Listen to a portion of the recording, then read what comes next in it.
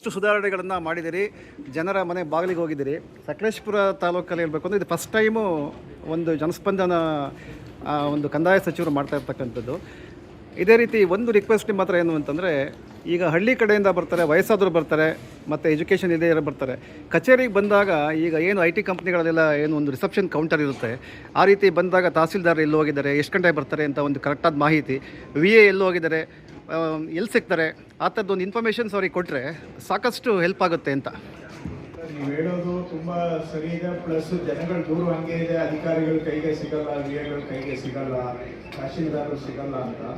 ಇದಕ್ಕೆ ನಾವು ಸಿಸ್ಟಮಲ್ಲೇ ಸೊಲ್ಯೂಷನ್ ಹುಡುಕ್ಬೇಕಾಗುತ್ತೆ. ಖಂಡಿತ ನಿಮ್ಮ ಫೀಡ್ಬ್ಯಾಕನ್ನು ತಗೊಂಡು ನಮಗೂ ಸ್ವಲ್ಪ ಇದೆ, ಕೆಲವು ಐಡಿಯಾಸು ಇದೆ, ಬಟ್ ಅದನ್ನು ಇಂಪ್ಲಿಮೆಂಟೇಷನ್ಗೆ ಹೇಗೆ ತರಬೇಕು ಅನ್ನೋ ವಿಚಾರ ಇದೆ.